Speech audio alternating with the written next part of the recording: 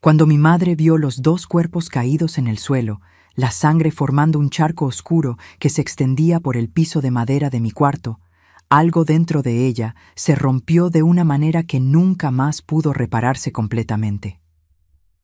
Hola, mis queridos. Aquí es la abuela Teresa con mis 78 años a cuestas y una historia que quedó guardada en el fondo de mi alma por décadas. Hoy resolví abrir mi corazón para ustedes porque a veces las historias más difíciles son justamente las que necesitan ser contadas. Estoy aquí en mi terraza en Cuernavaca, mirando las montañas de Morelos que tanto me tranquilizan, lista para contarles mi trayectoria de vida completa. Antes de comenzar quería recordarles que estamos con un sorteo de 20,000 pesos aquí en el canal para celebrar los 87,000 suscriptores. Para participar solo tienen que darle like a este video, suscribirse al canal y dejar un comentario hablando un poquito sobre ustedes, dónde viven, cuántos hijos y nietos tienen, qué les gusta hacer en su tiempo libre. Me encanta conocer un poquito de cada persona que me acompaña en estas historias de vida. Ahora vamos a regresar a 1955, cuando yo tenía apenas 8 años y vivía en Puebla, en una casa sencilla pero llena de amor. Una casa de esquina con un pequeño jardín al frente, donde mi madre, doña Cecilia, cultivaba sus dalias coloridas que eran el orgullo del vecindario. Mi papá Sebastián trabajaba como contador en la única fábrica textil de la ciudad. Era un hombre callado, de pocas palabras, que le gustaba leer el periódico en la terraza después de la cena con el radio de pilas al lado transmitiendo los juegos del Club América. Éramos una familia sencilla, como tantas otras de esa época. Yo era hija única, nacida después de 3 embarazos que mi madre perdió. Un milagro como ella siempre decía cuando me peinaba el cabello antes de la escuela. Teníamos lo suficiente para vivir con dignidad. En las noches de verano nos sentábamos los 3 en la banqueta para tomar un poco de aire fresco y conversar con los vecinos que pasaban. Los domingos íbamos a misa en la iglesia del pueblo y después almorzábamos espagueti con pollo, el platillo favorito de mi papá. Era una vida tranquila, sin grandes sobresaltos. Mi papá no ganaba mucho, pero nosotros no pasábamos necesidad. Nuestra casa tenía 3 cuartos pequeños, una sala donde estaba el radio, nuestro bien más preciado, y una cocina con estufa de leña que dejaba todo con olor a café y pan dulce. El baño quedaba fuera de casa, en el patio al lado del lavadero, donde mi mamá lavaba la ropa cantando corridos. Yo estudiaba en la escuela primaria Benito Juárez. Iba y venía a pie todos los días, cargando mi mochila de piel sintética que mi papá me regaló el primer día de clases. Era una buena alumna, especialmente en español e historia. Me encantaba leer los libros que la maestra Margarita prestaba, historias de aventuras, de tierras distantes, de princesas y caballeros. Cuando creciera, decía yo, quería ser maestra como ella. Mi infancia estaba hecha de pequeñas felicidades. La muñeca de trapo que mi mamá cosió para mi cumpleaños, las tardes jugando a las escondidas con los niños de la calle, el olor de los buñuelos saliendo del horno los sábados, el sabor dulce del dulce de leche con queso que comíamos después del almuerzo los domingos. Fue justamente un domingo que él apareció por primera vez. Mi abuelo paterno, Coronel Augusto Ferreira. Hasta entonces, yo apenas lo conocía. Sabía apenas que era militar, que vivía en la Ciudad de México y que mi papá raramente hablaba de él. Vi su foto una vez en un portarretratos pequeño que mi papá guardaba en el cajón del escritorio, no en los portarretratos de la sala donde estaban las fotos de las personas que amábamos. Recuerdo como si fuera ayer. Estábamos terminando el almuerzo de domingo cuando oímos el golpe fuerte en la puerta. 3 golpes secos, autoritarios, como si quien golpeara no estuviera pidiendo, sino exigiendo entrada. Mi papá se levantó de la mesa con una expresión que nunca había visto antes, una mezcla de sorpresa y miedo. Cuando abrió la puerta, ahí estaba él, un hombre alto, de postura rígida, cabello canoso cortado corto como cepillo, un bigote bien recortado y ojos azules fríos como el cielo de invierno. «¿Sebastián?», dijo sin sonreír, sin abrazar, sin ningún gesto de afecto. «Vine a ver cómo anda tu vida». Mi papá se puso pálido, como si hubiera visto un fantasma. «Papá, qué sorpresa, pase por favor». Fue la primera vez que vi a mi papá llamar «señor» a alguien dentro de nuestra propia casa. No era apenas respeto, era temor. Él entró sin limpiarse los pies en el tapete, mirando alrededor con una expresión de quien evalúa, de quien juzga. Usaba un traje gris impecable, aún en el calor de ese día, y traía consigo un olor fuerte de loción para después de afeitarse mentolada que se apoderó de toda la sala. «Entonces, esta es tu familia», dijo como si comentara sobre muebles, no personas. Miró a mi mamá, después a mí, sin sonreír, sin demostrar ningún afecto. Esperaba más, Sebastián, una casa más grande, por lo menos. Mi mamá, siempre gentil y acogedora, se levantó nerviosa, alisándose el delantal. «Es un placer finalmente conocerlo, señor Augusto. ¿Gustaría un café? Acabo de hacer unos churros». «No vine a hacer vida social», cortó. «Vine porque es mi obligación verificar cómo mi hijo está criando a mi nieta. La familia carga nuestro apellido, Sebastián. Espero que estés educando a esta niña con disciplina». En ese momento, percibí que había algo colgando en su cintura, parcialmente cubierto por el saco, una pistola en una cartuchera de cuero negro. Aún siendo niña, sabía lo que era aquello. Aún siendo niña, sentí un escalofrío recorrer mi espalda cuando él me miró directamente por primera vez. «Ven acá, niña», ordenó. No era una invitación, era una orden. Miré a mi papá, que asintió ligeramente, y entonces me acerqué, las piernas temblando. «¿Cómo te llamas?» «Teresa, señor», respondí, la voz casi un susurro. «Habla fuerte, niña. Un Ferreira no susurra, un Ferreira se impone». «Teresa, señor», repetí más alto esta vez, sintiendo mi corazón acelerarse. Él me examinó de pies a cabeza como si yo fuera un soldado en inspección. Por lo menos está bien aseada. ¿Está aprendiendo a leer y escribir correctamente? ¿Qué calificaciones tiene en la escuela?» Antes de que pudiera responder, mi papá intervino. «Teresa es la primera de la clase, papá. La maestra siempre elogia sus cuadernos». Le pregunté a ella, Sebastián, no a ti. Se volvió a mirarme. «Responde». «Soy buena alumna, señor. Me gusta mucho leer». «¿Y leer qué? ¿Esas tonterías de cuentos de hadas o algo útil?» Me quedé en silencio, sin saber qué responder. Él soltó un suspiro de desaprobación y entonces se dirigió a mi papá. «Voy a quedarme en la ciudad por algunos días. El ejército me designó para una inspección en el cuartel local. Volveré el próximo fin de semana para cenar. Quiero ver cómo estás educando a mi nieta». No fue una petición, fue un aviso. Y con eso se dio vuelta y salió, dejando un silencio pesado en la sala. Cuando la puerta se cerró, mi mamá soltó el aire que parecía estar conteniendo desde que él entró. Mi papá se dejó caer en la silla, pasándose la mano por la cara. «Sebastián, no me dijiste que tu papá era así», comentó mi mamá bajito, como si temiera que él pudiera oír a través de las paredes. «Siempre fue así, Cecilia. Por eso me fui de casa a los 17 años y nunca más volví», respondió mi papá, la voz cansada. Esperaba que se hubiera olvidado de que tenemos una hija. Esa noche oí a mis papás conversando en el cuarto, las voces amortiguadas por la puerta cerrada. Mi mamá parecía preocupada, mi papá resignado. «No podemos simplemente impedir que venga, Cecilia. Él es general del ejército ahora, tiene influencia, conoce gente importante. Si me niego, tú no conoces a mi papá. Él no aceita un no como respuesta». Fue el inicio de un cambio en nuestra casa. El domingo siguiente, como prometió, volvió para cenar.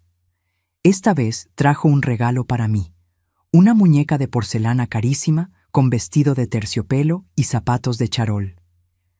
Era la muñeca más linda que había visto, pero tenía demasiado miedo de él para demostrar verdadera alegría. Una niña debe aprender a ser delicada como porcelana, más fuerte por dentro, dijo al entregarme la muñeca. «No la rompas. Si se rompe, no habrá otra». Había algo entre líneas en esas palabras, una amenaza velada que aún una niña podía percibir. La cena fue tensa. Mi mamá había pasado todo el día cocinando pollo asado con papas, su especialidad. Él comió en silencio, criticando ocasionalmente la sal, el punto de la carne, la sencillez de la vajilla. Cada palabra era como una pequeña puñalada en el orgullo de mi mamá, que sonreía nerviosamente y se disculpaba. Mi papá casi no habló durante toda la cena, respondiendo apenas cuando lo cuestionaban directamente. Había una transformación en él cuando su papá estaba cerca. De hombre tranquilo y respetado en su comunidad, se convertía casi en un niño inseguro, con miedo de cometer errores. Después de la cena, mi abuelo insistió en ver mis cuadernos escolares. Hojeó cada página con expresión crítica, señalando cada pequeño error, cada letra mal trazada. Esta caligrafía está inaceptable. Un Ferreira tiene letra firme, determinada. Esto parece el garabato de un animal. Tragué el llanto, determinada a no mostrar debilidad frente a él. De alguna manera sabía instintivamente que llorar solo empeoraría todo. Se fue alrededor de las 9, prometiendo o amenazando volver el próximo fin de semana. Cuando salió, era como si un peso fuera retirado de la casa. Podíamos respirar nuevamente. ¿Por qué el abuelito es tan enojón, papá?, pregunté cuando estuvimos seguros, solos. Mi papá suspiró profundamente. Él cree que la disciplina y la rigidez forman el carácter, hija. Así fue como él fue criado y así como trató de criarme a mí. Le tienes miedo, ¿verdad? Mi papá se quedó en silencio por un momento. Después dijo algo que nunca olvidé. A veces, Teresa, el miedo no es cobardía. A veces es simplemente sentido común. En las semanas siguientes se estableció una rutina. Todos los fines de semana mi abuelo aparecía, a veces para el almuerzo de domingo, a veces para la cena de sábado. Cada visita era precedida por una limpieza completa en la casa, con mi mamá verificando obsesivamente si cada rincón estaba limpio, si cada cubierto brillaba, si el almuerzo sería perfecto. Ella quería desesperadamente su aprobación, tal vez por amor a mi papá, tal vez por un deseo innato de agradar. Pero la aprobación nunca llegaba. Siempre había una crítica, siempre algo que podría haber sido mejor. La casa era demasiado sencilla, la comida era buena pero no excepcional. Yo era educada, pero podría ser más disciplinada. Con el tiempo, él comenzó a traer regalos para nuestra casa. Una vitrina cara que desentonaba completamente con el resto de nuestros muebles sencillos, un radio nuevo, más grande y potente que el anterior, un tapete persa para la sala. Cada regalo venía con un comentario sobre cómo nuestra casa necesitaba refinamiento. Mi papá aceptaba todo en silencio, incapaz de rechazar sin provocar la ira del viejo militar.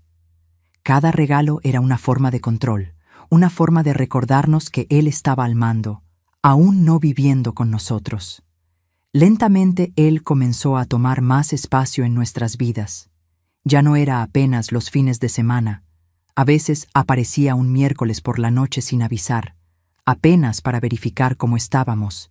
Criticaba la cena sencilla que mi mamá preparaba en los días de semana, la ropa de mi papá después de un día de trabajo, mis juguetes esparcidos por el cuarto. Nuestra casa ya no parecía más nuestra.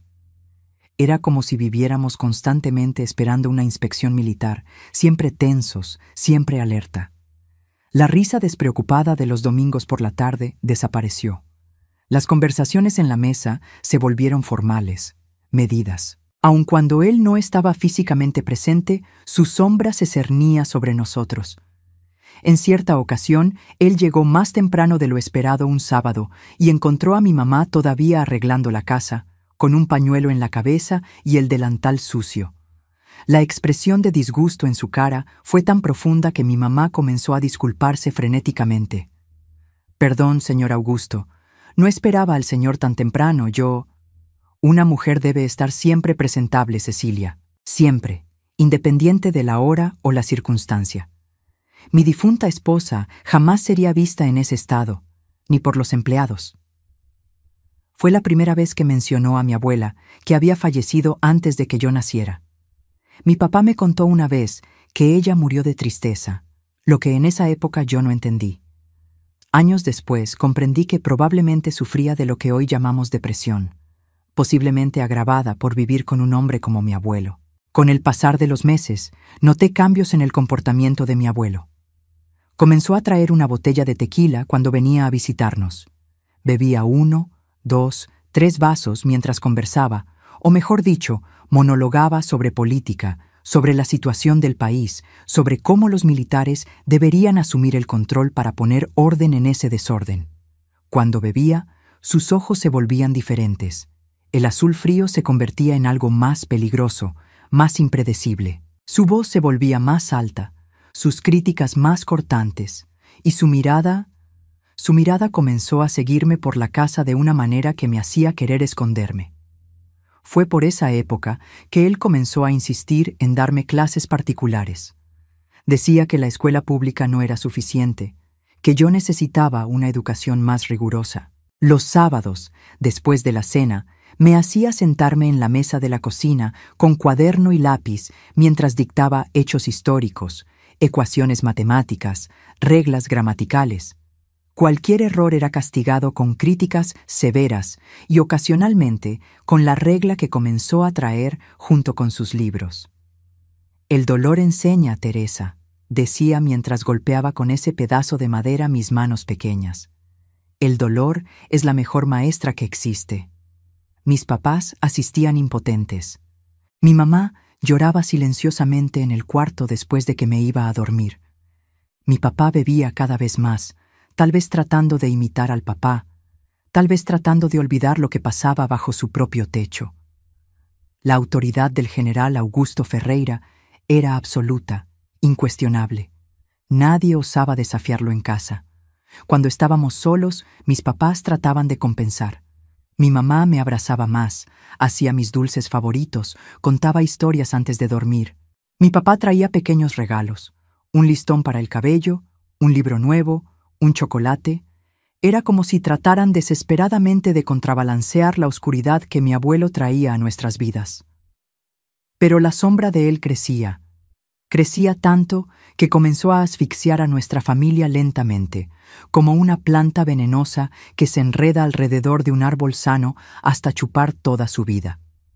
Lo que no sabíamos es que lo peor aún estaba por venir. Lo que no podíamos imaginar es que esa presencia autoritaria y aterrorizante en nuestras vidas era apenas el preludio de una tormenta que destruiría para siempre la familia sencilla y feliz que éramos antes de la llegada del general Augusto Ferreira. Y fue así, mis queridos, que mi infancia tranquila comenzó a transformarse en una pesadilla. Una pesadilla que alcanzaría su clímax en una noche caliente de marzo de 1956, cuando yo había acabado de cumplir 9 años. Pero eso lo vamos a profundizar más a lo largo del video. Creo que solo quien vivió bajo el mismo techo que un militar de alta patente en los años 50 puede entender verdaderamente lo que significa autoridad absoluta. Mi abuelo, el general Augusto Ferreira, no era apenas un hombre rígido. Era una fuerza de la naturaleza, un huracán que devastaba todo a su paso, dejando apenas destrozos de dignidad y autoestima. Conforme los meses pasaban y sus visitas se volvían más frecuentes, comencé a notar patrones en su comportamiento. Siempre llegaba impecablemente vestido, aún en los días más calientes de Puebla. El traje gris o azul marino nunca tenía ni una arruga. Los zapatos siempre brillaban como espejos. El cabello canoso cortado a lo militar no osaba tener ni un cabello fuera de lugar. Y esa pistola siempre ahí en la cintura, parcialmente cubierta por el saco, pero visible lo suficiente para ser un recordatorio constante de su poder. Cuando aún estaba sobrio, en las primeras horas de sus visitas, mantenía una formalidad helada. Hablaba poco, observaba mucho. Sus ojos azules registraban cada detalle de nuestra casa, cada gesto, cada palabra. Todo sería munición para críticas posteriores. Era como vivir bajo la mira de un francotirador que apenas esperaba el momento correcto para disparar. «Sebastián, este cuadro está chueco», decía señalando el pequeño paisaje que mi mamá había comprado en el tianguis. Una casa organizada refleja una mente organizada. O entonces, Cecilia, este mantel tiene un pequeño remiendo. Prefiero no ver remiendos en la mesa. Demuestra pobreza de espíritu. Cada crítica era una pequeña herida que se acumulaba en el corazón de nuestra familia. Mi papá, que antes me parecía tan fuerte y seguro, disminuía en presencia del general. Sus hombros se curvaban ligeramente, su voz bajaba un tono, su mirada frecuentemente se fijaba en el suelo. Era como si en presencia del papá volviera a ser el niño asustado que un día fue. A principios de 1956 descubrimos que mi abuelo se había jubilado de las funciones activas del ejército. Mantenía el título y la patente, pero ya no tenía obligaciones diarias en el cuartel. Para nuestra angustia, eso significó que comenzó a pasar aún más tiempo en Puebla, hospedado en un hotel cercano a nuestra casa, pero prácticamente viviendo en nuestra sala. Fue en esa época que comencé a conocer mejor a los dos generales, el que llegaba sobrio y el que emergía después de que la botella de tequila fuera abierta. El primero era frío, calculista, metódicamente cruel en sus observaciones. El segundo era impredecible, explosivo, capaz de arrojar un vaso contra la pared porque el hielo no estaba en el formato exacto que deseaba. Un hombre que no mantiene su casa en orden no es hombre de nada, Sebastián. Decía cuando estaba en el tercer o cuarto vaso, su voz se volvía más alta, su acento capitalino más pronunciado. Tu papá debería haberte enseñado eso. Ah, pero yo soy tu papá, ¿no es así? ¿Y en qué te convertiste? En un contador mediocre que apenas puede dar comodidad a la familia. Mi papá tragaba seco. Aceptaba la humillación en silencio. A veces trataba de responder, papá, tenemos una vida digna. No somos ricos, pero digna. El general interrumpía con una risa seca. ¿Llamas a esto dignidad? Esta casa que más parece una choza, este trabajo de segunda categoría, esta vida de conformismo. Enseguida, inevitablemente me miraba. ¿Es eso lo que quieres enseñar a tu hija, Sebastián? ¿A conformarse con migajas? Una Ferreira merece más. La sangre de mi sangre merece más. Era extraño cómo siempre hablaba de mí como una Ferreira, pero raramente usaba mi nombre. Era como si yo fuera apenas una extensión del apellido, un receptáculo del linaje, no una persona real con sentimientos e individualidad. A medida que bebía más, sus ojos cambiaban.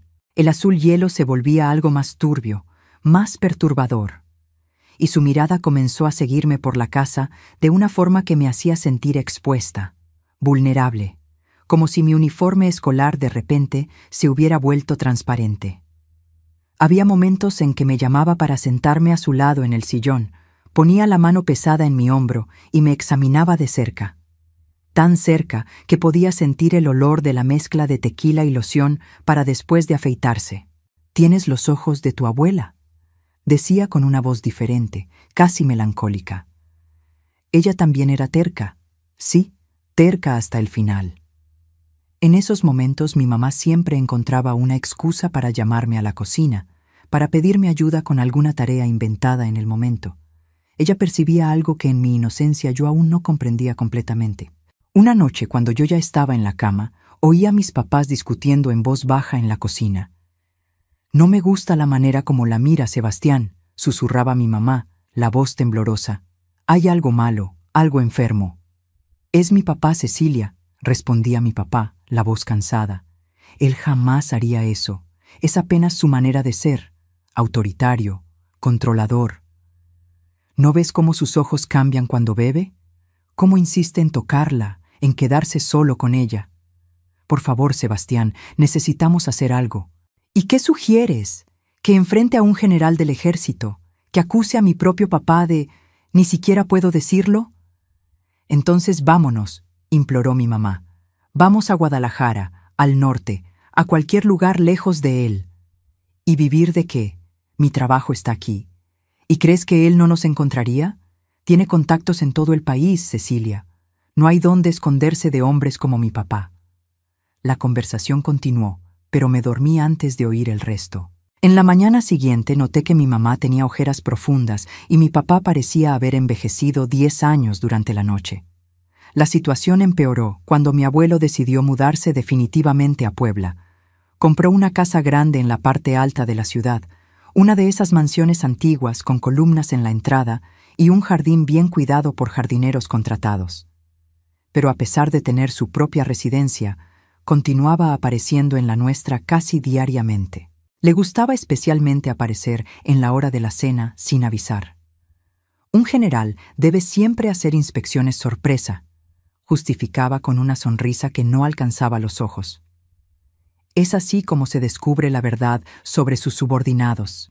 Y entonces se instalaba a la cabecera de la mesa, el lugar que antes pertenecía a mi papá, y dominaba la comida con monólogos sobre la decadencia moral del país, sobre la necesidad de mano firme en el gobierno, sobre cómo los comunistas estaban infiltrados en todas las instituciones. Por eso nunca dejé mi pistola, decía dando palmaditas en el bulto bajo el saco. Un hombre necesita estar siempre listo para defender su patria, su honor y su familia, en ese orden. El arma era una presencia constante, casi como si fuera una extensión de su cuerpo. Yo nunca la había visto completamente, apenas el contorno bajo la tela o la cartuchera cuando se quitaba el saco en días muy calientes. Pero sabía que era una pistola Colt .45, porque él mencionaba con orgullo que era la misma arma que usó cuando limpiamos el país de esos comunistas en 1938. Por veces, cuando mi papá osaba discrepar de alguna opinión política más extrema, mi abuelo golpeaba la mesa con fuerza, haciendo que los cubiertos tintinearan, y gruñía: «Cuidado con lo que hablas, Sebastián. Tu empleo en la fábrica depende de la buena voluntad de personas que me respetan. Sería una pena si ese respeto disminuyera por causa de las ideas equivocadas de mi hijo». Era una amenaza velada, pero perfectamente comprensible. Mi papá se callaba inmediatamente. El poder del general se extendía mucho más allá de las paredes de nuestra casa. Conocía jueces, delegados, dueños de fábricas. Una palabra de él podría destruir la vida profesional de mi papá en cuestión de horas. Con el tiempo, mi papá comenzó a beber también. No tanto como mi abuelo, pero lo suficiente para adormecer sus propias humillaciones. Llegaba del trabajo, cenaba en silencio y después se sentaba en la terraza con una botella de tequila barato, mirando hacia la nada hasta que mi mamá lo convencía de entrar e irse a la cama. Nuestra casa, antes un refugio de paz, se transformó en un campo minado emocional donde cada palabra, cada gesto podía desencadenar una explosión. Aprendimos a pisar con cuidado, a medir cada frase, a prever los humores del general para adaptarnos anticipadamente. Mi mamá trataba desesperadamente de mantener alguna normalidad en nuestra rutina. Insistía en que cenáramos juntos cuando mi abuelo no estaba, que conversáramos sobre mi día en la escuela, que mantuviéramos algunas de las tradiciones que teníamos antes, como el pastel especial en los cumpleaños o las historias antes de dormir. Pero era como tratar de encender una vela en medio de un huracán. En la escuela, mi desempeño comenzó a declinar. No conseguía concentrarme. Pasaba las clases dibujando en las esquinas de los cuadernos o mirando por la ventana. La maestra Margarita percibió el cambio y me llamó después de clase cierto día. «¿Qué está pasando, Teresa? Siempre fuiste una de mis mejores alumnas», preguntó con genuina preocupación. Quería contarle todo sobre el miedo que sentía de mi abuelo, sobre cómo nuestra casa ya no parecía nuestro hogar, sobre las miradas extrañas que él me lanzaba cuando estaba borracho. Pero las palabras se quedaron atoradas en la garganta. Además, ¿qué podría hacer ella? ¿Enfrentar a un general respetado y temido por toda la ciudad? «Solo estoy cansada, maestra», respondí evitando su mirada. «He estado estudiando mucho en casa también». No era completamente mentira. Mi abuelo insistía en que estudiara horas extras todos los días bajo su supervisión rígida. Cualquier error era motivo para sermones interminables sobre disciplina y excelencia. «Un Ferreira no acepta la mediocridad», repetía como un mantra. «Un Ferreira lidera, no sigue». En marzo de 1956, poco después de mi 9º cumpleaños, pasó algo que cambió aún más la dinámica de nuestra familia. Mi papá fue llamado para un viaje de trabajo a Guadalajara. Necesitaría quedarse fuera por 3 días, visitando proveedores de la fábrica. Nunca lo había visto tan reacio a hacer un viaje profesional. Inventó excusas, trató de postergarlo, sugirió que otro contador fuera en su lugar. Pero el dueño de la fábrica insistió. Necesitaba ser él, con su experiencia. La noche anterior al viaje, mi papá me llamó para conversar en el patio, lejos de los oídos de mi mamá. «Teresa, hija, necesito que seas muy valiente en estos días que estaré fuera», dijo arrodillándose para quedar a mi altura. Sus ojos estaban rojos de cansancio o llanto contenido, no sé decir. «Si el abuelito viene de visita, quédate siempre cerca de tu mamá. No te quedes sola con él en ningún momento. ¿Entendido?» Sentí confusión con la intensidad de su petición. «Y si él hace o dice cualquier cosa que te haga sentir incómoda, cualquier cosa, tú corres a casa de doña Juana al lado. Puede ser de día o de noche, no importa. Ella ya está avisada de que tal vez necesites quedarte ahí por algún motivo». «Papá, tengo miedo», confesé, la voz pequeña. «¿Por qué el abuelito haría algo que me haga sentir incómoda?» Él dudó, como si escogiera cuidadosamente las palabras. «Tu abuelo es un hombre complicado, Teresa. La guerra lo cambió, y la muerte de tu abuela lo dejó más amargo aún. A veces, cuando bebe, confunde a las personas, confunde el pasado con el presente». No entendí completamente lo que quiso decir, pero la seriedad en su mirada me asustó. «¿Prometes que vas a volver pronto, papá?» «Prometo, mi princesita. 3 días apenas. ¿Puedes ser valiente por 3 días?» Él sonrió, pero era una sonrisa triste, preocupada. Esa noche oí nuevamente a mis papás conversando en el cuarto. Mi mamá lloraba bajito y mi papá la consolaba con palabras susurradas que no conseguí distinguir. Había un clima de tensión en el aire, como el silencio pesado que precede una tormenta violenta. En la mañana siguiente, mi papá partió para Guadalajara. Nos despedimos en la puerta de casa, y él me abrazó más fuerte y por más tiempo que lo normal. «¿Recuerda lo que conversamos?», susurró en mi oído antes de entrar al taxi que lo llevaría a la estación de autobús. Observé el carro alejarse, sintiendo una opresión en el pecho que no conseguía explicar. A mi lado, mi mamá apretaba un pañuelo entre los dedos, los nudillos blancos de tanta fuerza.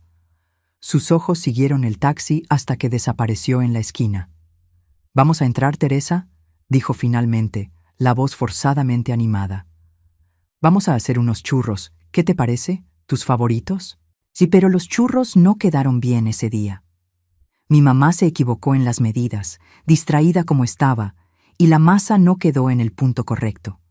Era un pequeño detalle, insignificante en el gran orden de las cosas, pero de alguna manera parecía un presagio de lo que estaba por venir.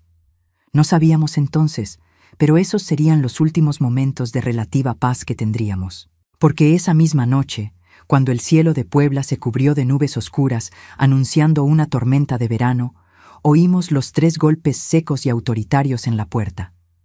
El general había llegado, y por primera vez mi papá no estaba en casa para servir de escudo entre nosotras y su furia contenida. Existen noches que marcan nuestras vidas como cicatrices permanentes en el alma. La mía aconteció en ese marzo de 1956, cuando los cielos de Puebla se desplomaban en lluvia y mi papá estaba demasiado lejos para protegernos. Cuando los 3 golpes sonaron en la puerta, mi mamá se congeló en medio de la cocina. Estábamos terminando de lavar los trastes de la cena. Una cena sencilla de arroz, frijoles y un huevo frito para cada una. Economizábamos en los días en que mi papá viajaba. El ruido de la lluvia contra las tejas de barro casi ahogó los golpes, pero nosotras dos reconocimos inmediatamente ese patrón. 3 golpes secos, autoritarios, inconfundibles. «Ve a tu cuarto, Teresa», susurró mi mamá, secándose las manos rápidamente en el delantal. «Ve y quédate ahí». Obedecí sin cuestionar, corriendo por el pasillo hasta mi pequeño cuarto en el fondo de la casa.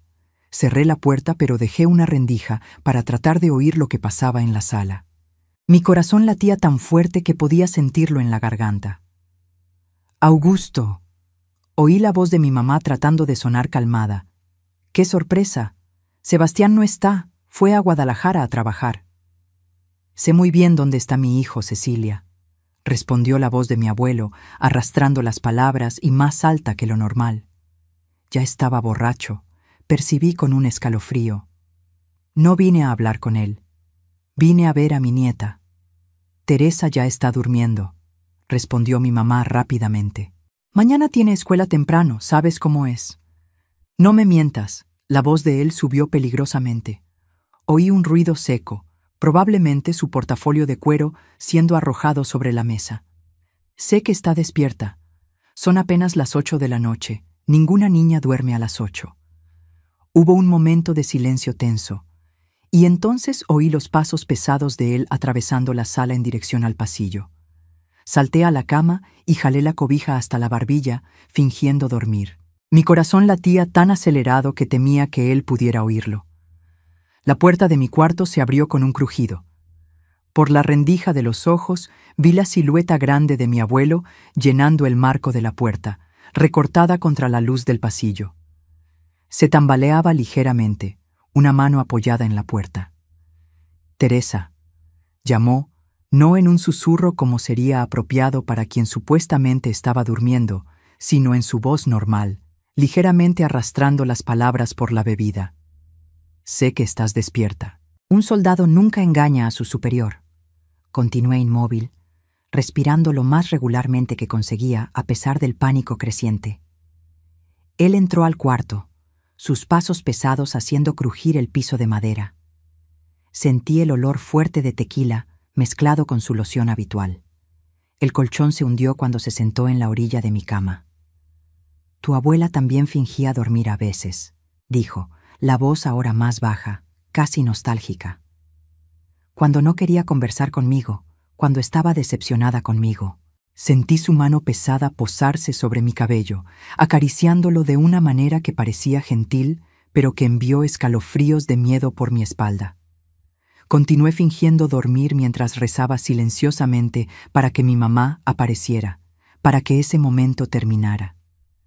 Te pareces cada vez más a ella, continuó, su voz cambiando para algo más sombrío.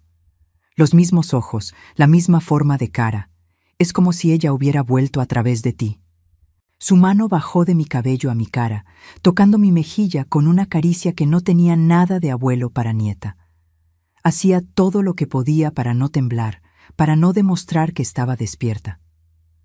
Augusto. La voz de mi mamá sonó desde la puerta, tensa pero controlada. Déjala dormir. Preparé un café para nosotros en la cocina.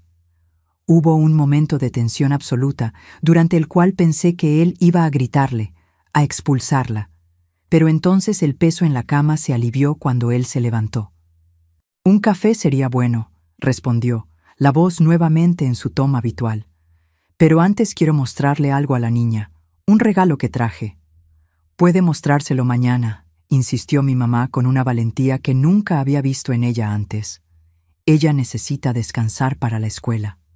La escuela puede esperar, respondió con firmeza. Esto es más importante. Teresa, sé que estás despierta. Levántate ahora.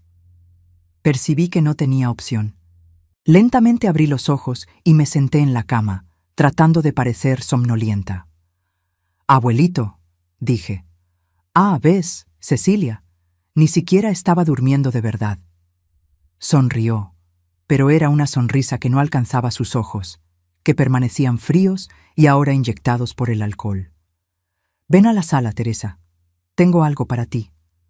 Miré a mi mamá parada en la puerta, su cara pálida a la luz débil del pasillo. Hizo un pequeño gesto afirmativo con la cabeza, como quien dice, ve, no lo contraríes, pero sus ojos estaban muy abiertos de miedo.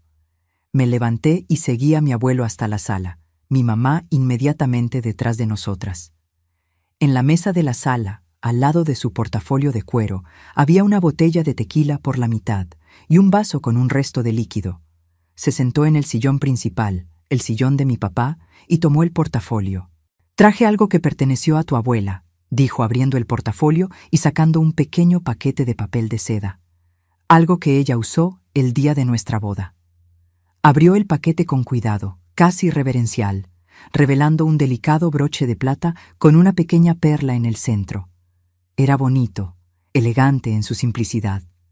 Este broche estuvo en la familia de ella por generaciones, explicó, sus dedos gruesos acariciando el metal con una delicadeza sorprendente.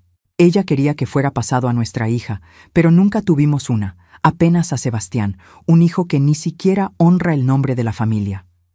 Su voz tenía un tono amargo ahora. Decidí que tú debes tenerlo. Tú eres la continuación del linaje. Extendió el broche hacia mí. Dudé, mirando a mi mamá, que asintió ligeramente. Tomé el objeto, sintiendo su peso sorprendente para algo tan pequeño. Gracias, abuelito, murmuré. Pruébatelo, ordenó.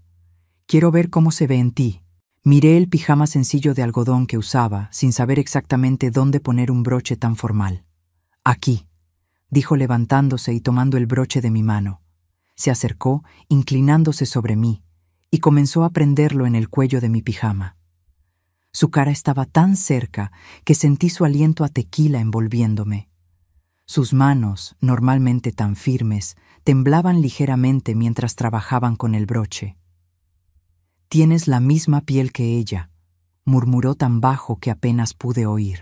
«La misma textura, el mismo olor». Cuando finalmente logró prender el broche, sus manos no se alejaron. Al contrario, una de ellas bajó por mi cuello en una caricia lenta que me hizo ponerme rígida de miedo. «Augusto», intervino mi mamá, su voz tensa. «El café está listo. ¿Por qué no vamos a la cocina?» Él no respondió inmediatamente, sus ojos fijos en los míos, su mano aún en mi cuello. Había algo en su mirada que nunca había visto antes, una mezcla de dolor, rabia y algo más perturbador que no conseguía nombrar. «Sí, el café», finalmente respondió, alejándose. Pero antes de darse vuelta, tomó la botella de tequila de la mesa y completó su vaso. «Teresa, ven con nosotros. Quiero contarle historias sobre la abuela que nunca conoció». En la cocina me senté rígidamente en la mesa mientras mi mamá servía el café para él. Solo nosotras dos no bebíamos café por la noche. Él ignoró la taza y continuó bebiendo directamente del vaso de tequila, sus ojos nunca dejando mi cara. «Tu abuela era linda», comenzó, su voz oscilando entre nostalgia y amargura. «Linda y terca, demasiado terca para su propio bien». Comenzó entonces a contar historias sobre mi abuela Isabel, historias que nunca había oído antes. Cómo la conoció en un baile en el club militar, cómo ella venía de una familia tradicional que inicialmente desaprobó el noviazgo, cómo ella tenía una risa que podía iluminar todo un salón. Pero a medida que bebía más, las historias se volvían más sombrías. Ella cambió después de que Sebastián nació, dijo vaciando el vaso e inmediatamente sirviéndose más tequila, ignorando completamente el café que se enfriaba frente a él.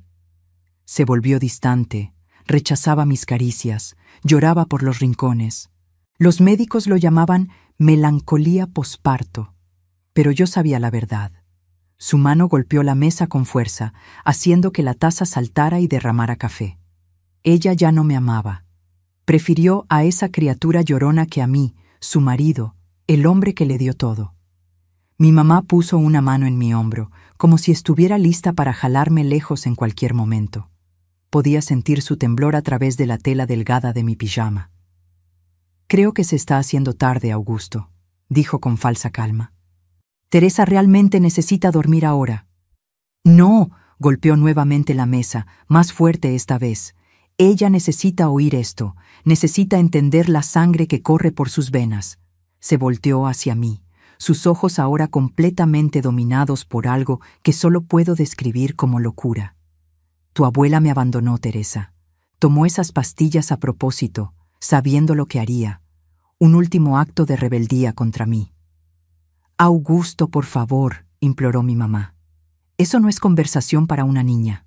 Él la ignoró completamente, inclinándose en mi dirección sobre la mesa. «Pero tú no me vas a abandonar, ¿verdad? Eres diferente. Puedo ver en tus ojos que entiendes la importancia de la lealtad, de la obediencia». La lluvia aumentó afuera, el ruido de las gotas contra el techo casi ensordecedor. Un relámpago iluminó la cocina por un instante, seguido del estruendo del trueno. Me estremecí tanto del susto como del miedo creciente que sentía. «Tengo miedo de la tormenta, abuelito», mentí, buscando una excusa para salir de ahí. «¿Puedo ir a mi cuarto ahora?» Sus ojos se entornaron como si pudiera ver a través de mi mentira. ¿Miedo? Una ferreira no siente miedo, Teresa. El miedo es para los débiles. Se levantó abruptamente, tambaleándose un poco, y dio la vuelta a la mesa hasta quedar a mi lado. Tomó mi brazo con fuerza, haciéndome levantar de la silla. «Te voy a enseñar a no tener miedo, como le enseñé a tu papá, aunque él se haya olvidado de la lección. ¡Suéltala!». Mi mamá se puso entre nosotros, empujándolo lejos de mí. Fue la primera vez que la vi confrontarlo directamente, y la sorpresa en la cara de él rápidamente se transformó en furia. «No te metas, Cecilia», gruñó, empujándola hacia un lado con tanta fuerza que ella cayó contra la estufa, derribando una olla que estaba sobre ella. El ruido metálico resonó por la cocina. Aproveché el momento para correr, tratando de alcanzar la puerta trasera que daba al patio. De ahí podría llegar a casa de doña Juana, como mi papá había instruido. Pero no fui lo suficientemente rápida. En 2 pasos largos, él me alcanzó, agarrando mi brazo con tanta fuerza que solté un grito de dolor. «¿Dónde crees que vas?». Su voz era casi un rugido ahora. «Nadie huye de mí. Nadie». Me arrastró de vuelta por el pasillo, ignorando mis protestas y los ruegos de mi mamá, que lo siguió tratando de hacerlo parar. Cuando llegamos a mi cuarto, me arrojó sobre la cama con fuerza, haciéndome golpear la cabeza contra la pared. «Necesitas aprender», dijo, su voz extrañamente calmada ahora, lo que era aún más aterrador que sus gritos. «Necesitas aprender el precio de la desobediencia». Vi con horror cuando llevó la mano a la cintura y sacó la pistola de la cartuchera. El metal negro brilló a la luz débil de la lámpara del cuarto. «Augusto, por el amor de Dios», gritó mi mamá desde la puerta, avanzando para entrar al cuarto. «Quédate donde estás, Cecilia», apuntó el arma en su dirección, haciéndola congelarse en el umbral. «O juro que jalo este gatillo». Ella se detuvo, la cara contorsionada de desesperación, pero no retrocedió. «¿Qué vas a hacer? Es solo una niña, tu nieta». «Voy a hacer lo que debería haber hecho con Isabel cuando me desafió», respondió, volviendo a apuntar el arma en mi dirección. «Voy a enseñar una lección que nunca será olvidada». Yo temblaba incontrolablemente ahora, las lágrimas corriendo por mi cara, incapaz de hablar o reaccionar. La pistola parecía enorme en sus manos, el cañón un agujero negro que prometía el fin de todo. «Quítate ese pijama», ordenó, su voz nuevamente calmada, casi clínica. «Quiero ver lo que escondes, lo que crees que puedes negarme». «No», conseguí susurrar, la voz temblorosa de terror. «Por favor, abuelito, no». Él avanzó, agarrando el cuello de mi pijama con la mano libre y rasgándolo con un jalón violento. El broche de plata que él acababa de darme cayó al suelo con un tintineo metálico. Traté de cubrirme, retrocediendo contra la pared, pero él presionó el cañón de la pistola contra mi mejilla.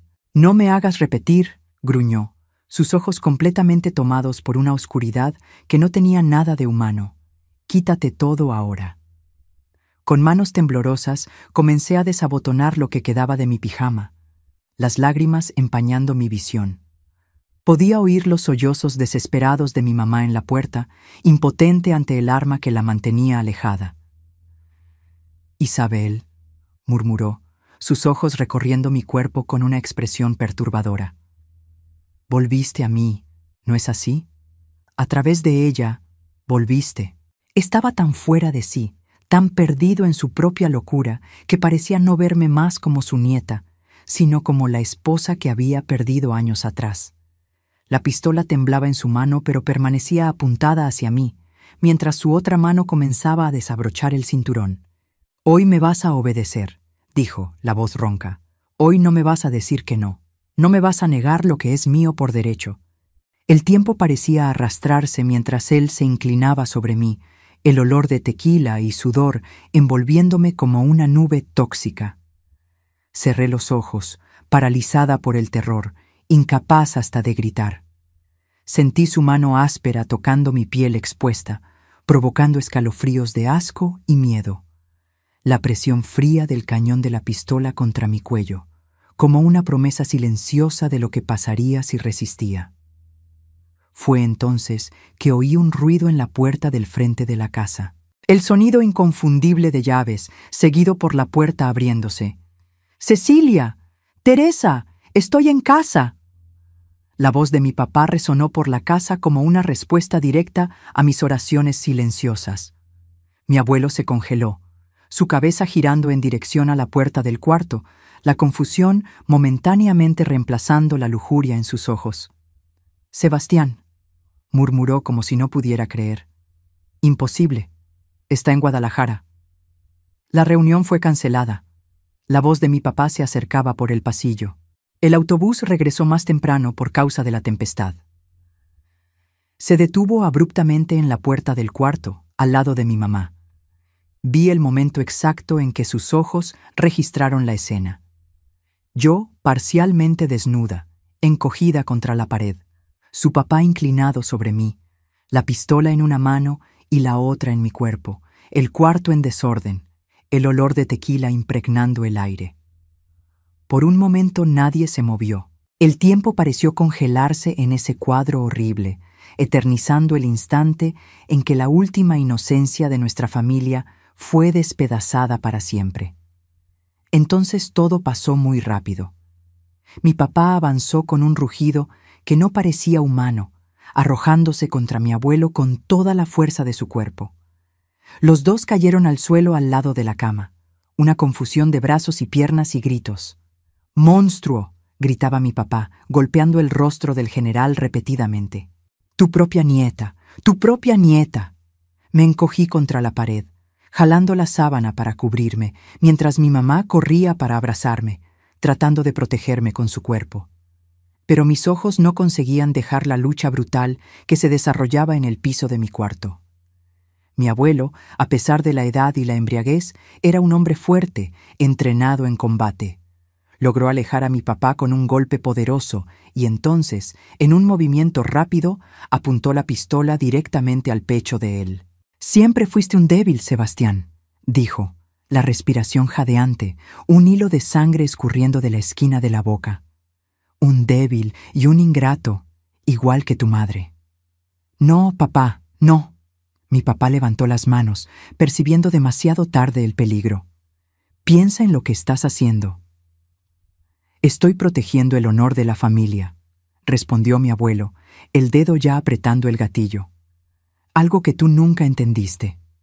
El sonido del disparo fue ensordecedor en el espacio pequeño del cuarto. Vi a mi papá tambalearse hacia atrás, una mancha roja expandiéndose rápidamente en su camisa blanca, exactamente a la altura del cuello. Llevó las manos a la herida, los ojos muy abiertos en shock, y entonces cayó de rodillas. «¡Sebastián!».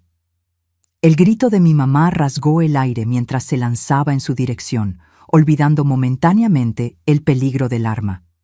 Mi papá trató de decir algo, pero apenas un borboteo rojo salió de su boca. Sus ojos encontraron los míos una última vez, ojos llenos de dolor, de desesperación y, peor de todo, de una petición silenciosa de perdón por no haber conseguido protegerme. Entonces cayó hacia adelante, su cuerpo golpeando el suelo con un ruido sordo, la sangre formando rápidamente un charco oscuro debajo de él.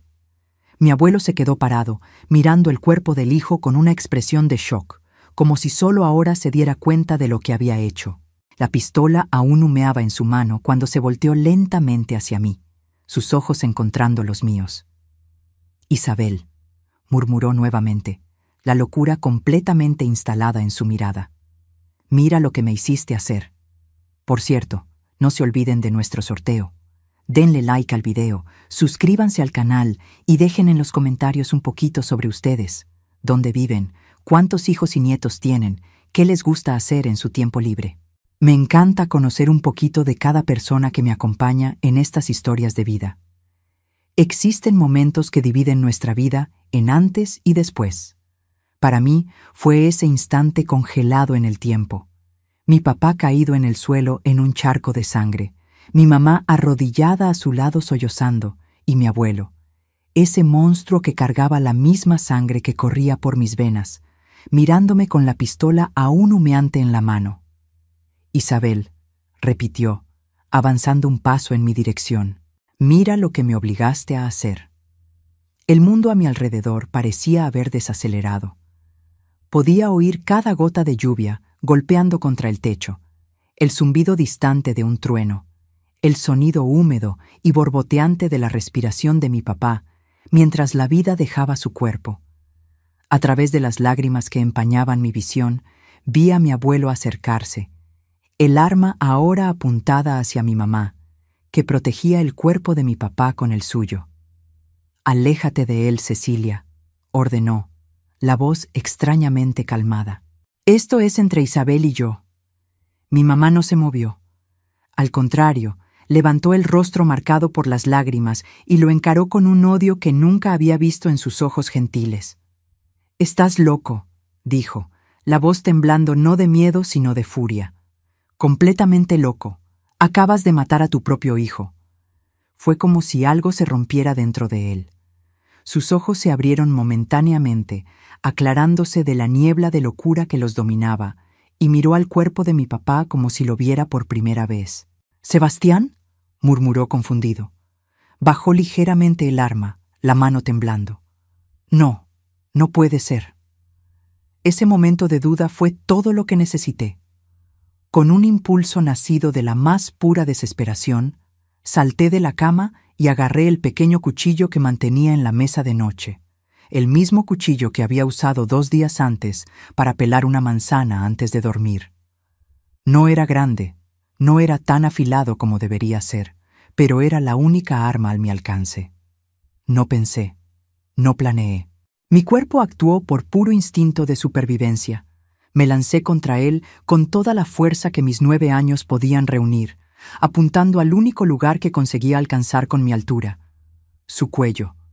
El cuchillo se hundió en la carne con una facilidad sorprendente, como si su cuerpo anciano estuviera apenas esperando por ese momento final. Sentí el metal rasgar piel, músculo, vasos, una sensación que nunca olvidaré, sin importar cuántos años pasen. Sus ojos encontraron los míos en el instante en que la hoja penetró, y vi algo que me persigue hasta hoy. Reconocimiento. No sorpresa, no rabia, apenas una mirada de comprensión, como si de alguna manera supiera que este sería su fin, como si en algún nivel lo hubiera deseado. Isabel.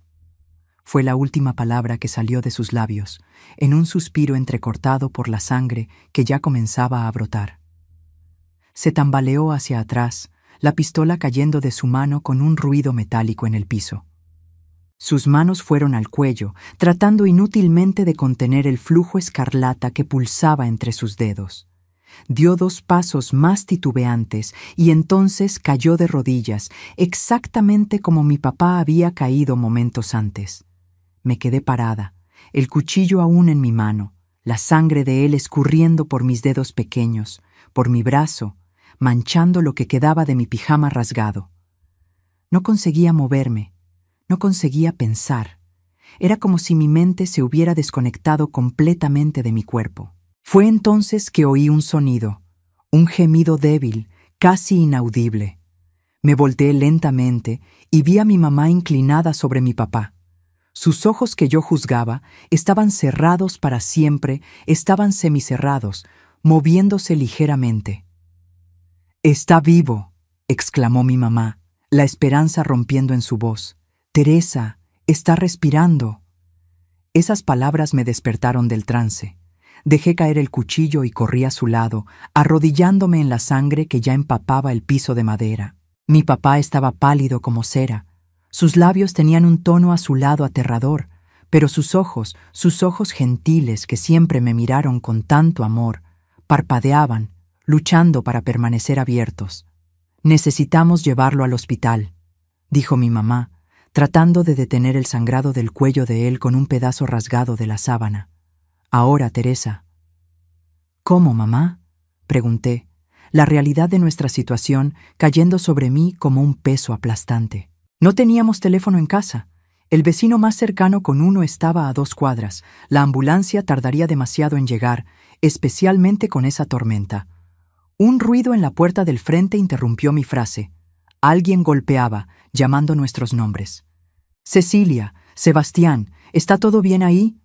Oí un ruido como un disparo. Era la voz de don Romero, nuestro vecino de enfrente que trabajaba como chofer de taxi.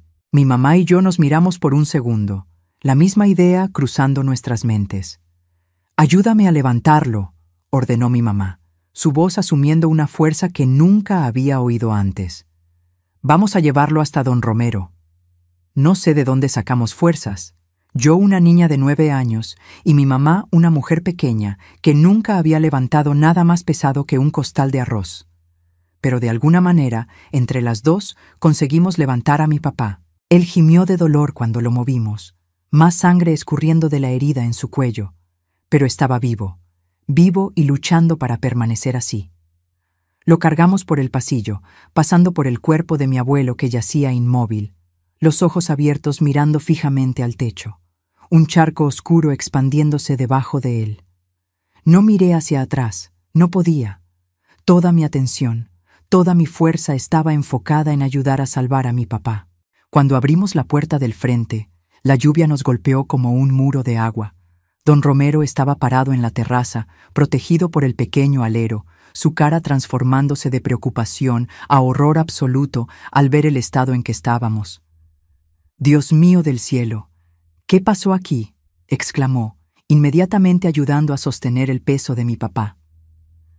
«Hospital», fue todo lo que mi mamá consiguió decir, su voz quebrándose. «Por favor, Romero, hospital, ahora».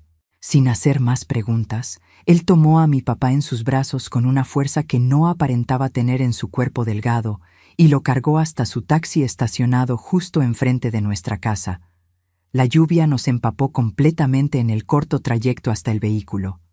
«¿Y el general?», preguntó don Romero mientras acomodábamos a mi papá en el asiento trasero del taxi, mi mamá deslizándose para sentarse con la cabeza de él en su regazo. «Muerto», respondió mi mamá sin emoción en la voz. «No podemos esperar a la policía. Sebastián no va a aguantar».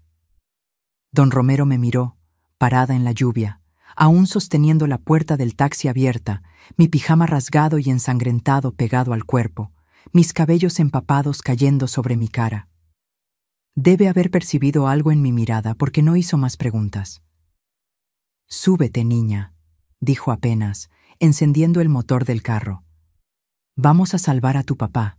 La carrera hasta el Hospital General fue un borrón de calles mojadas, faros empañados por la lluvia y el sonido constante del limpiaparabrisas tratando inútilmente de dar cuenta del diluvio. En el asiento trasero, mi mamá susurraba palabras de aliento para mi papá, pidiéndole que aguantara firme, que no nos dejara. «Vas a estar bien, Sebastián», repetía como un mantra, presionando el trapo empapado de sangre contra la herida. «Tienes que estar bien. Tenemos toda una vida por delante, ¿recuerdas? Prometiste llevarme a conocer el mar». Mi papá no respondía, sus ojos ahora cerrados, pero su pecho continuaba subiendo y bajando en respiraciones rasas e irregulares. Agarré su mano fría y la apreté con toda la fuerza, como si pudiera transferir mi propia vida a él a través de ese contacto. Cuando llegamos al hospital, las cosas pasaron muy rápidamente. Médicos y enfermeras surgieron corriendo tan pronto como don Romero comenzó a tocar el claxon frenéticamente en la entrada de emergencias. Mi papá fue puesto en una camilla y llevado a prisa adentro, dejando a mi mamá y a mí paradas en la lluvia, cubiertas de sangre, temblando no apenas de frío, sino de miedo, de shock, de todas las emociones que habíamos reprimido durante esa huida desesperada. Fue solo entonces, cuando vi las miradas horrorizadas de las personas en la recepción del hospital, que me di cuenta completamente de lo que había pasado, de lo que yo había hecho. «Mamá», susurré, agarrándome a su falda mojada. «Maté al abuelito». Ella se arrodilló frente a mí, sus ojos encontrando los míos, sus manos sosteniendo mis hombros con firmeza. Escúchame bien, Teresa, dijo, su voz baja pero intensa. Tú no mataste a nadie. Tú nos salvaste. Ese hombre nos iba a matar. Iba a matarnos a todos. ¿Entendido? No hiciste nada malo.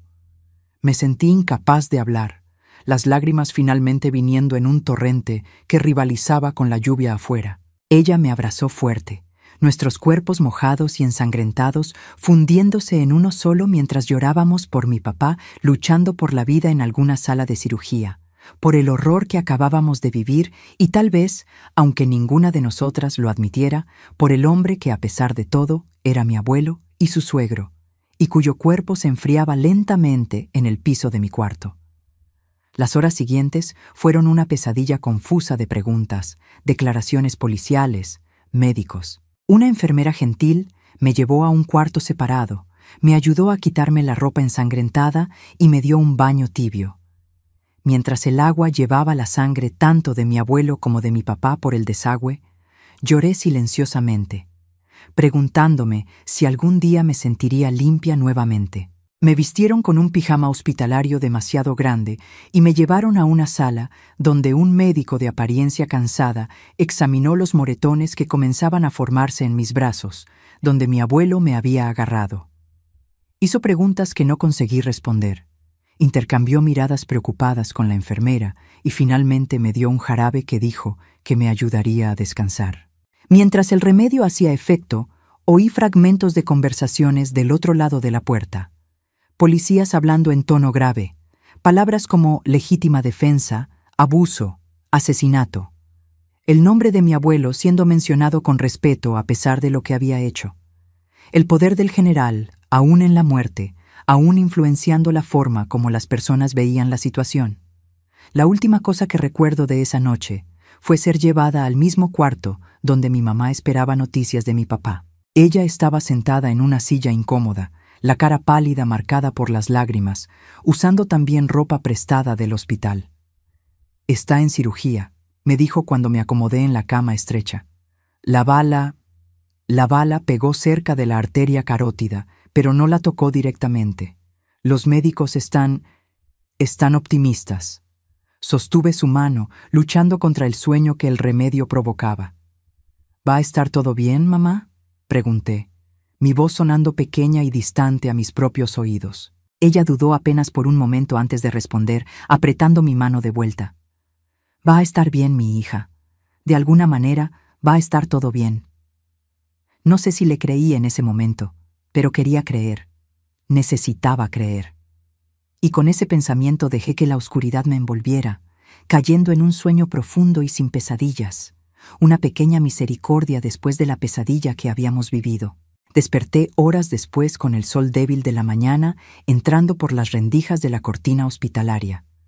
Por un momento no reconocí dónde estaba, y entonces todo volvió en una ola de recuerdos tan vívidos que me hicieron jadear. Me senté en la cama, buscando frenéticamente a mi mamá. Ella estaba en el mismo lugar donde la había visto por última vez, durmiendo en una posición incómoda en la silla, la cabeza apoyada en la pared. Su cara, aún en el sueño, mostraba las marcas del trauma y el agotamiento. «Mamá», la llamé bajito, no queriendo asustarla. Sus ojos se abrieron instantáneamente, como si nunca hubiera dormido de verdad, apenas descansado en un estado de alerta constante. «Teresa», dijo, levantándose y viniendo hasta mi cama. «¿Cómo te sientes?». Era una pregunta imposible de responder. ¿Cómo describir el torbellino dentro de mi pecho? El miedo, la culpa, la confusión, todo mezclado en un nudo que parecía imposible de desatar. «¿Papá?», pregunté en vez de responder. Una pequeña sonrisa, la primera desde el inicio de esa pesadilla, apareció en su cara. «Salió de cirugía hace algunas horas. Está estable. Los médicos dicen que fue por poco, muy poco. La bala pasó a menos de 1 centímetro de la arteria principal. Pero es fuerte, Teresa. Va a sobrevivir». Sentí las lágrimas volver, esta vez de alivio. Mi papá estaba vivo. A pesar de todo, estaba vivo. Y dudé, sin saber cómo preguntar sobre mi abuelo, sobre lo que yo había hecho. Mi mamá entendió sin que yo necesitara completar la frase. Se sentó en la orilla de la cama y tomó mis manos entre las suyas. El general Augusto Ferreira murió anoche en nuestra casa, dijo con una voz calmada y controlada, como si hubiera ensayado esas palabras. Hubo una discusión, él disparó a su hijo y entonces tuvo un ataque cardíaco fatal. Eso fue lo que pasó. Eso fue lo que le dije a la policía, y eso es lo que tú vas a decir también si preguntan. La miré confundida. Pero no fue eso lo que pasó. Yo lo apuñalé con el cuchillo de la manzana. Ella apretó mis manos con más fuerza. Escucha bien, Teresa. Tu abuelo era un hombre poderoso, con amigos poderosos. Si la verdad completa sale a la luz, esas personas pueden hacer de nuestra vida un infierno. Pueden hasta tratar de llevarte lejos de mí. No puedo, no voy a permitir eso. Entonces, vamos a contar apenas parte de la verdad, la parte que nos protege. ¿Eso no es mentir?, pregunté, la voz pequeña. A veces, para sobrevivir, necesitamos escoger cuidadosamente qué verdades contar, respondió, sus ojos nunca dejando los míos. Lo que importa es que estamos vivos, tu papá está vivo y vamos a seguir adelante juntos. En ese momento, con apenas 9 años, no entendí completamente lo que mi mamá estaba haciendo. No percibí lo valiente y estratégica que estaba siendo, protegiendo no apenas a mí, sino a toda nuestra familia del escándalo y las posibles repercusiones legales. Solo entendí que ella me estaba ofreciendo una salida, una forma de dejar atrás el horror de esa noche. Y acepté. Acepté la historia del ataque cardíaco, la repetí para los pocos policías que vinieron a cuestionarme, siempre con mi mamá a mi lado, siempre con sus palabras cuidadosamente escogidas guiando las mías. El respeto que el general comandaba en vida continuó después de su muerte. Nadie cuestionó demasiado la historia de un hombre anciano y con problemas de salud teniendo un ataque cardíaco después de un momento de extrema tensión.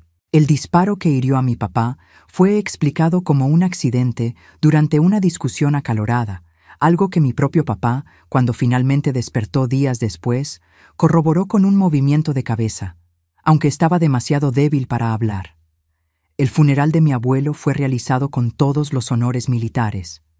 Un héroe de guerra siendo llevado a su última morada, el ataúd cubierto con la bandera nacional, disparos de salva resonando en el cementerio. Nos quedamos paradas al lado del sepulcro, mi mamá y yo, recibiendo condolencias de hombres de uniforme que nunca habíamos visto antes, de políticos locales, de figuras importantes que temían más el poder del general muerto de lo que se importaban con la verdad sobre su vida.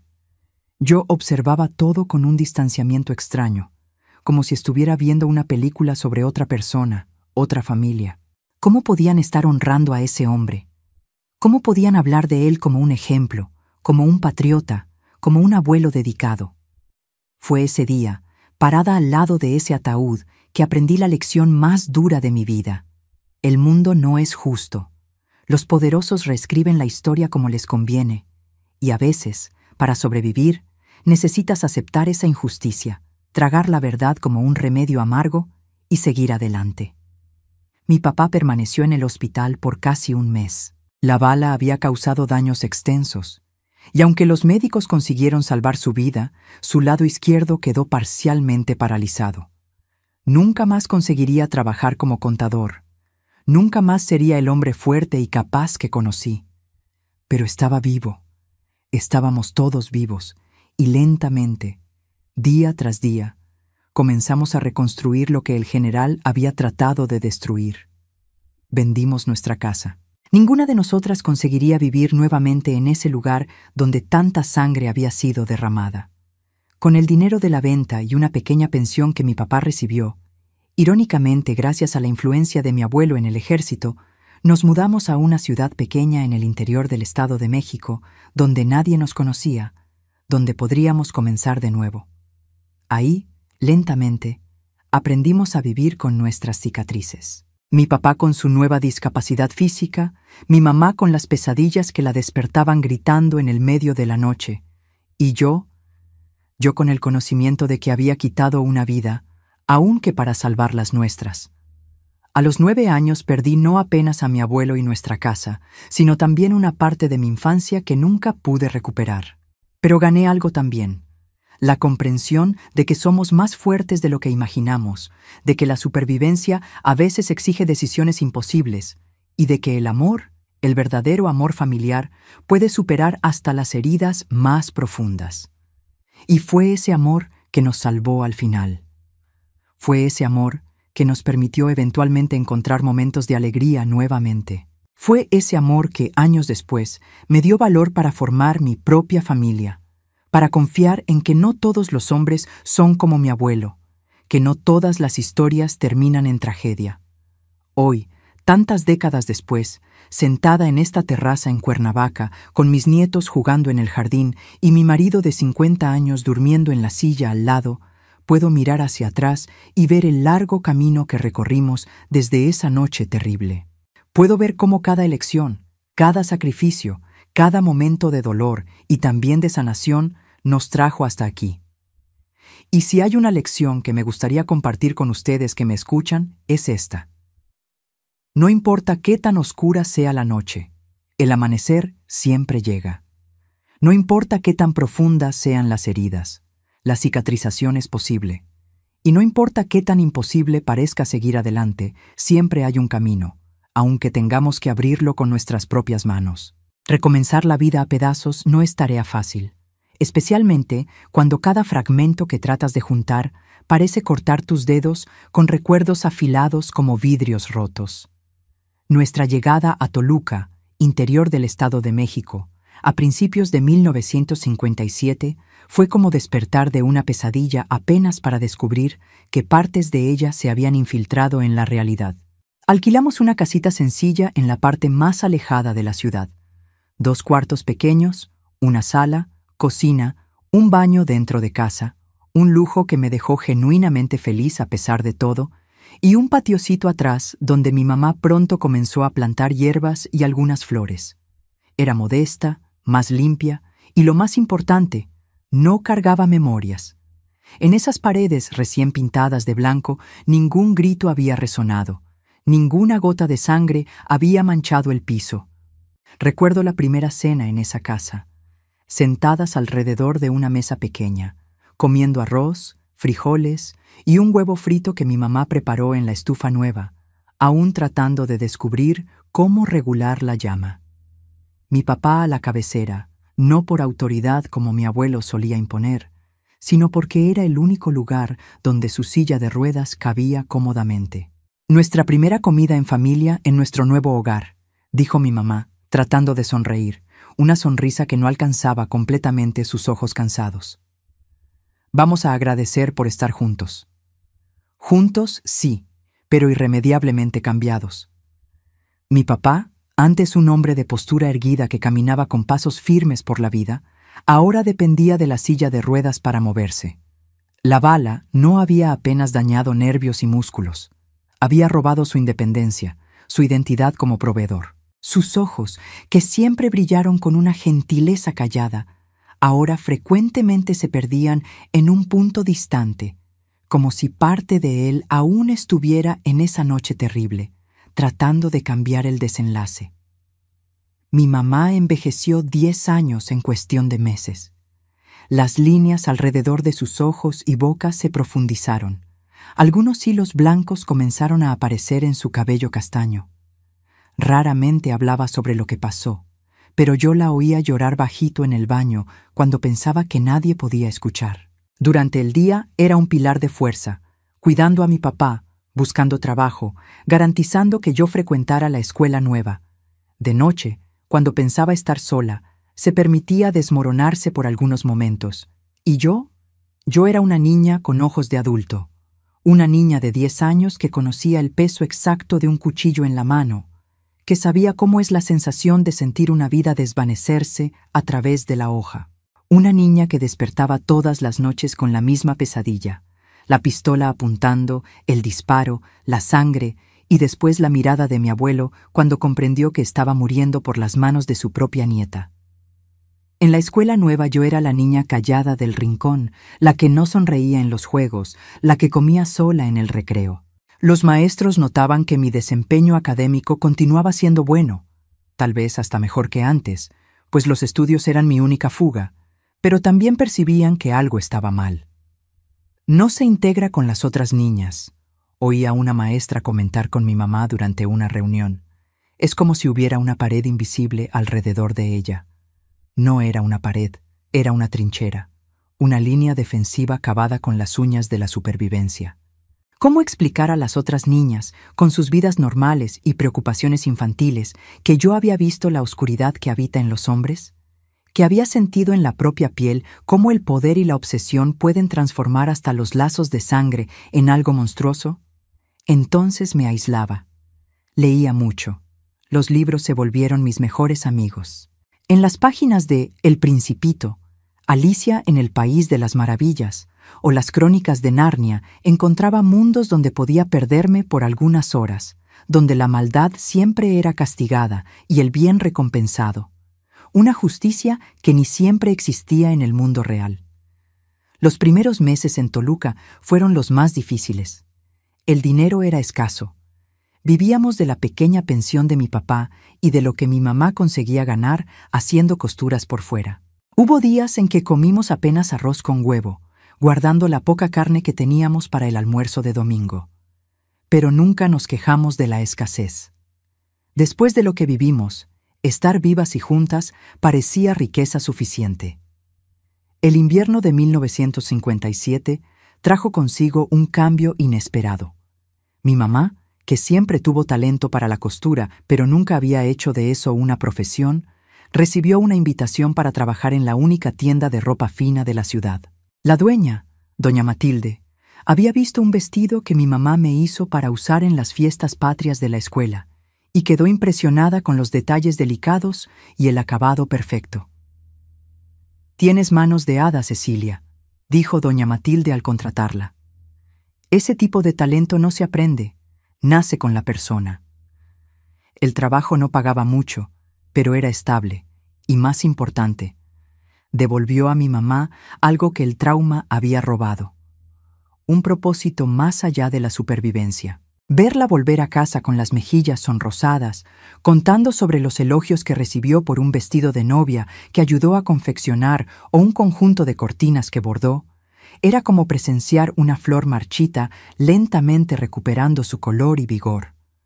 Mi papá tuvo más dificultad para encontrar su lugar en esa nueva vida. Un contador que no conseguía más escribir con la misma precisión, que no podía moverse fácilmente entre oficinas y salas, parecía no tener mucho valor en el mercado de trabajo de esa época.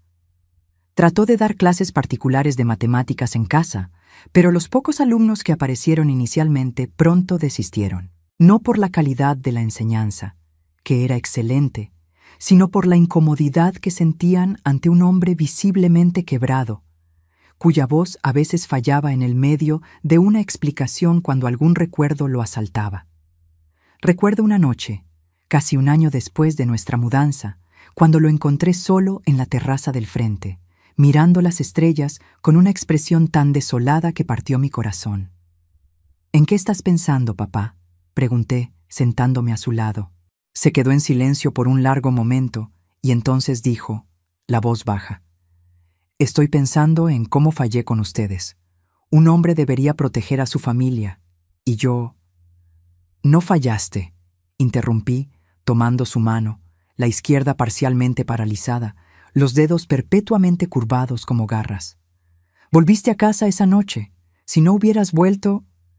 No necesité completar la frase. Ambos sabíamos lo que habría pasado si mi papá no hubiera decidido regresar antes de lo previsto de su viaje, si el autobús no hubiera sido cancelado debido a la tormenta, si él no hubiera entrado por esa puerta exactamente en ese momento. A veces me pregunto si habría sido mejor que nunca hubiera traído a mi papá a nuestras vidas, dijo después de otro largo silencio. Si hubiera sido más fuerte, si hubiera dicho que no cuando él comenzó a aparecer, tal vez... «No podemos cambiar el pasado, papá», respondí, sorprendiéndome a mí misma con la madurez de mis palabras. A los 10 años ya hablaba como alguien que vivió varias vidas. Solo podemos seguir adelante. Él me miró entonces, realmente me miró, como si me viera por primera vez desde esa noche. ¿Cuándo te volviste tan sabia, pequeña? No respondí. No había cómo explicar que la sabiduría había venido junto con la inocencia perdida, que ambas habían escurrido por el desagüe esa noche de lluvia junto con la sangre que manchó mis manos de niña. Fue a partir de esa conversación, sin embargo, que algo comenzó a cambiar.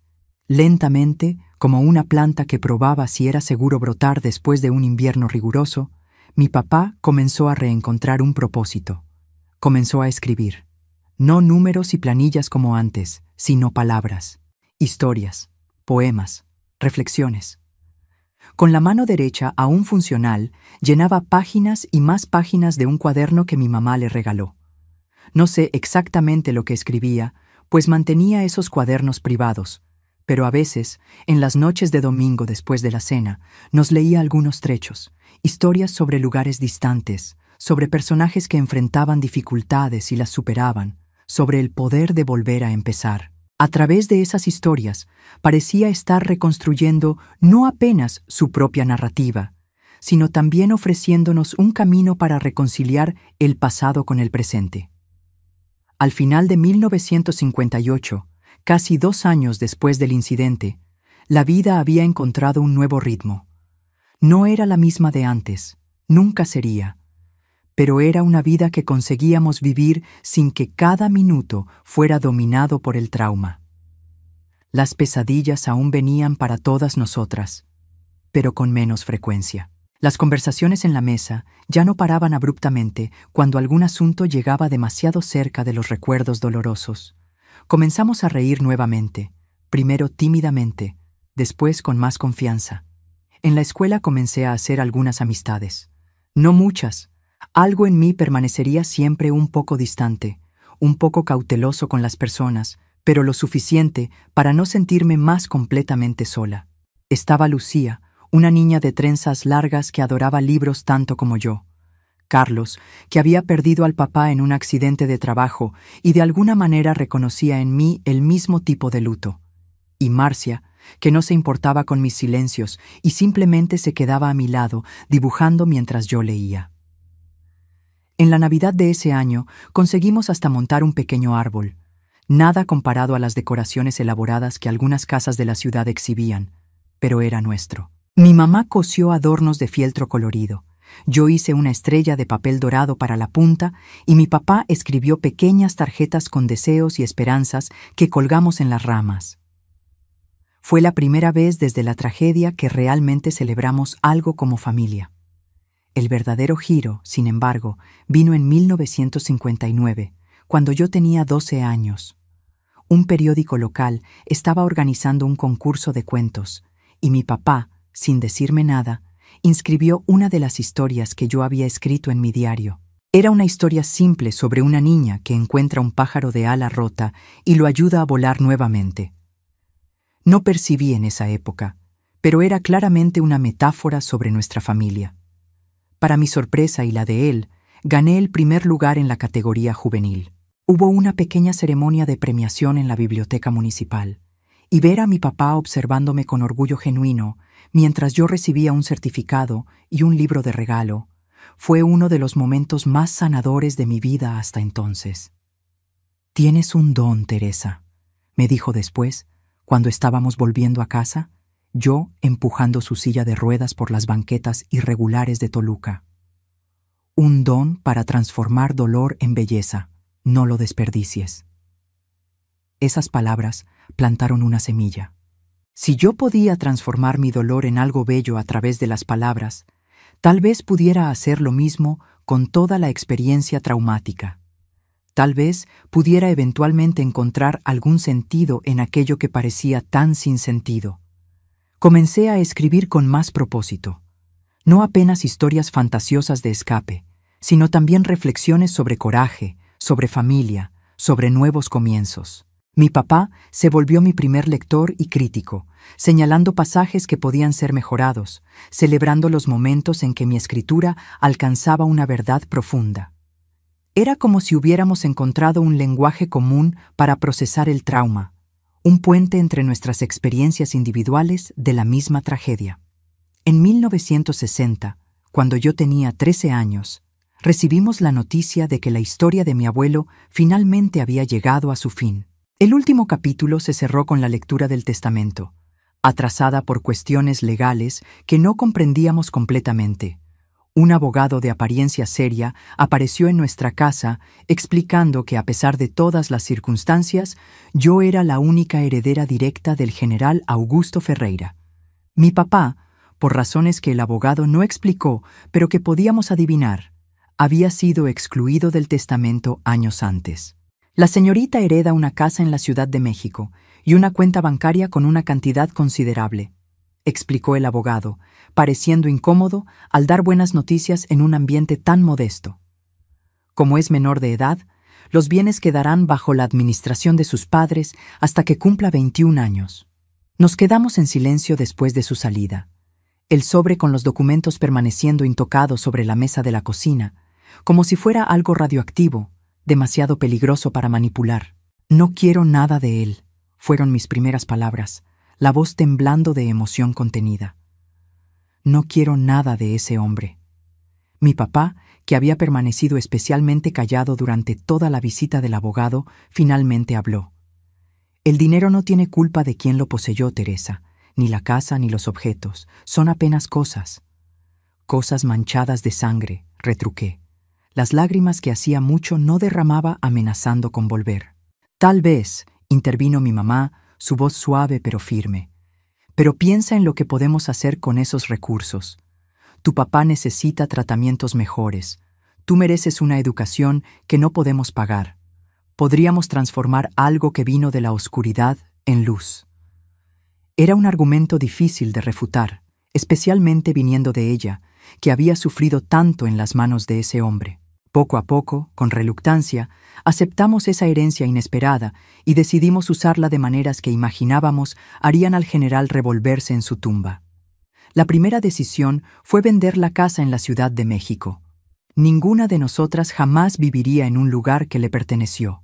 Con el dinero de la venta, compramos una casa cómoda en Toluca, con cuartos adaptados para la silla de ruedas de mi papá, un jardín más grande para mi mamá y para mí, un cuarto con un escritorio de verdad donde podía escribir.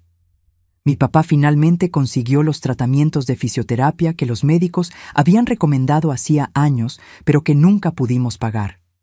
No recuperó completamente los movimientos del lado izquierdo, pero hubo mejorías significativas. Con el tiempo, consiguió cambiar la silla de ruedas por un bastón para distancias cortas, una victoria que celebramos como si fuera un milagro. Mi mamá pudo dejar el trabajo en la tienda de doña Matilde y abrir su propio taller de costura en un cuarto de la casa nueva.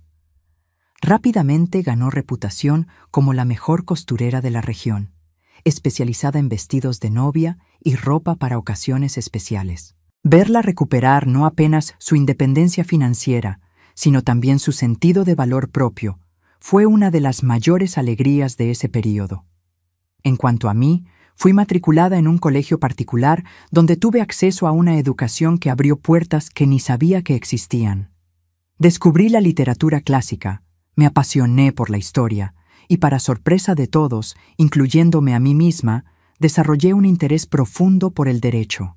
¿Derecho?, preguntó mi papá, intrigado, cuando mencioné por primera vez mi deseo de seguir esa carrera, ya a los 15 años. Pensé que te volverías escritora. Puedo ser las dos cosas, respondí con la convicción que solo la adolescencia permite. Quiero entender las leyes, cómo protegen o fallan en proteger a personas como nosotras. Quiero garantizar que otras niñas no pasen por lo que pasé sin que haya consecuencias. La mirada que él me lanzó entonces, una mezcla de orgullo, comprensión y una punta de tristeza, me dijo todo lo que necesitaba saber. Él entendía que yo estaba buscando una forma de dar sentido a mi pasado, de transformar mi experiencia en algo útil para el mundo. Y así lo hicimos. Cada una a su manera, transformamos el legado sombrío del general en algo que servía a la vida, no a la destrucción. El dinero que él acumuló con su patente militar e inversiones a lo largo de los años financió tratamientos de salud, educación, arte. Cada centavo gastado Era como si estuviéramos realizando un pequeño acto de justicia poética. Sin embargo, ninguna cantidad de dinero, ninguna conquista externa podría borrar completamente las cicatrices que cargábamos.